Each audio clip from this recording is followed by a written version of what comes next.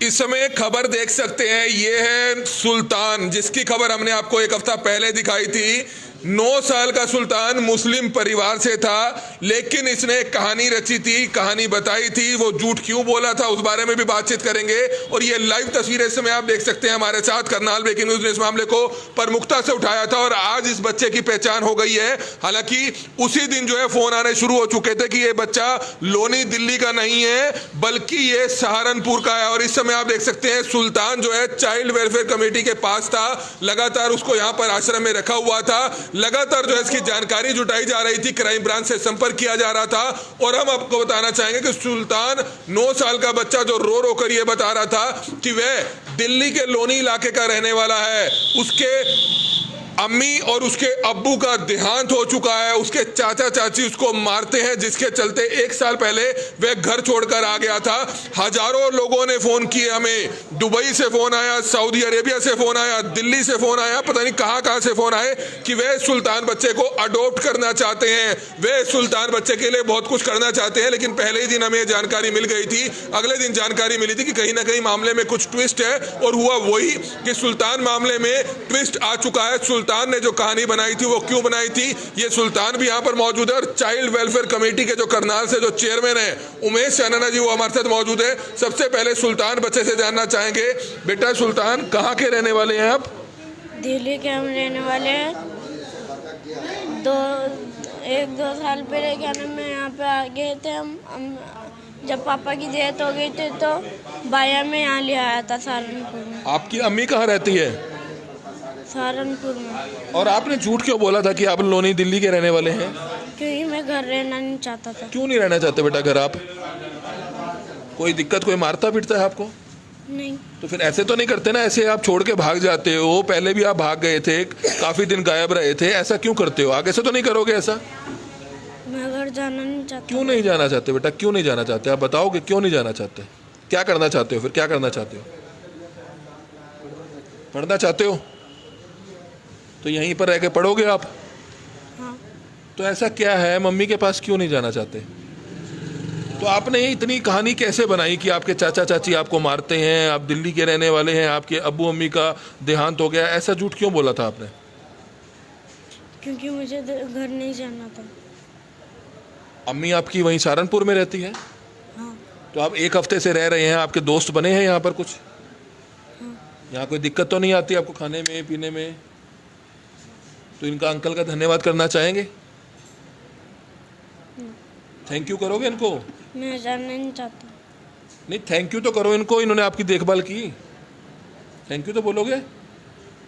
आप घर नहीं जाना चाहते? अगर आपके मम्मा आ जाते हैं, अगर उनसे कुछ गलती हुई है तो उनको समझाया जाएगा चाइल्ड वेलफेयर की तरफ से, तो आप चले जाइएगा, ठीक है जी? नहीं जाना चाहते? ये बच्चा है, छोटा सा सुल्तान है, आखिर क्यों नहीं जाना चाहता कुछ नहीं कहा जा सकता। इस बच्चे की काउंसलिंग कराई जाएगी और उनके जो परिवार के लोग आएंगे सबसे पहले उनकी काउंसलिंग कराई जाएगी कि आखिरकार ये बच्चा परिवार में क्यों नहीं जाना चाहता, आखिरकार ऐसी क्या वजह है जो घर छोड़कर चला जाता है। और बिल्कुल फिल्मी अंदाज में एक कहानी को तैयार करता है कि उसके अब्बू अम्मी का देहांत हो चुका है, इंतकाल हो चुका है और उसके चाचा चाची उसको मारते हैं। हजारों लोगों ने कहा कि ऐसे बच्चे को उनके चाचा चाची के पास ना भेजा जाए, लेकिन जब ये मामला निकलकर सामने आया कि इसकी अम्मी जो है अभी जिंदा है, वो सहारनपुर में रहती है और दिल्ली के लोनी का रहने वाला नहीं है, क्योंकि जो इसने जगह बताई थी लोनी, वो गाजियाबाद में पड़ती है। हमारी आप सभी से हाथ जोड़कर अपील कि तमाम लोग इस वीडियो को जरूर शेयर कीजिएगा। और इस समय उमेश चानना जी, जो चाइल्ड वेलफेयर कमेटी के करनाल के चेयरमैन है, वो हमारे साथ मौजूद है। उमेश जी, क्या बताना चाहेंगे? 1 हफ्ता पहले ये बच्चा हमें मिला था, उसके बाद हमने यहाँ पर इसको छोड़ा, आप भी लगातार ढूंढने का प्रयास कर रहे थे, हालांकि हमें फोन आ चुका था कि ये बच्चा सहारनपुर का रहने वाला है। लेकिन हैरानी की बात है कि 1 हफ्ता हो चुका है, इनकी मां ने या किसी रिश्तेदार ने अभी तक संपर्क नहीं किया। वो तो आपके प्रयासों के बाद जो है इस बच्चे के घर का पता चल पाया है, तो अब क्या कुछ किया जाएगा?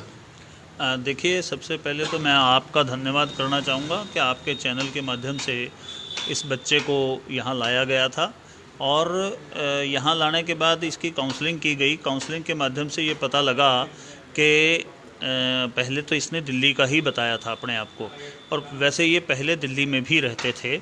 उसके बाद ये लोग सहारनपुर में आ गए थे। इसके पिताजी का जब देहांत हो गया था तब वो सहारनपुर में आ गए थे। इसकी माँ अब किस कारण से ये माँ के पास नहीं जाना चाहता, इस विषय में हम लोग छानबीन करेंगे और उनसे बातचीत करेंगे कि आप लोग क्यों नहीं इसको ठीक से रखते, ये बार बार घर से क्यों भागता है। आपको वो दिन याद होगा, एक हफ्ता पहले फिल्मी अंदाज में कहानी बनाई थी इसने, रो रो। जी जी जी जी। तो क्या लगता है कि इस तरह से कहानी कहाँ से बनाई इसने? ऐसा जी, आजकल तकरीबन हमारे पास ज़्यादातर जो बच्चे आते हैं वो कोई ना कोई कहानी ज़रूर बताते हैं, तो इसलिए इसमें हमें बहुत कोई कॉन्फिडेंस से बता रहा था। हमें इसमें कोई हैरानी नहीं है, क्योंकि मैंने उस दिन भी शायद आपसे कहा था कि भाई कहानी बाद में निकलेगी, कि ज़्यादातर मामलों में यही बताया जाता है कि मर चुके हैं माँ बाप, बाद में वो जीवित ही निकलते हैं।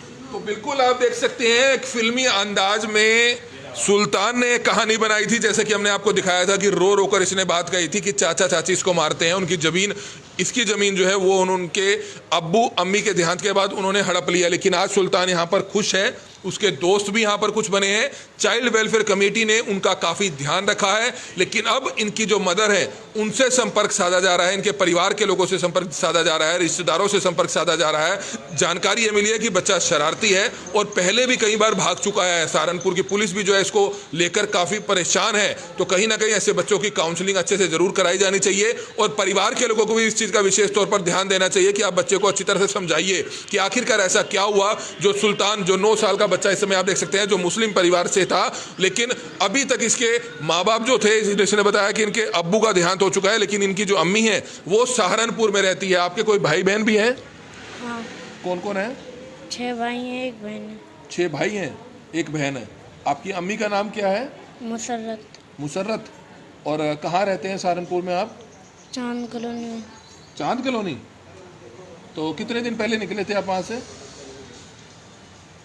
2 हफ्ते हो गए। 2 हफ्ते हो गए। आपने तो ये बताया था कि मैं तो पिछले लॉकडाउन से निकला हूँ, 1 साल से आप घूम रहा हूँ। झूठ बोला था? जी। हैं जी? जी। आगे से तो नहीं झूठ बोलेंगे? मैं घर जाना नहीं चाहती। चलो, घर नहीं जाना चाहते, झूठ तो नहीं बोलेंगे, ऐसे नहीं बोलेंगे ना? प्रॉमिस करते हैं? जी। आपका नाम क्या है पूरा? मेरा नाम सुल्तान है। नाम तो कम से कम सच बोला आपने, है ना?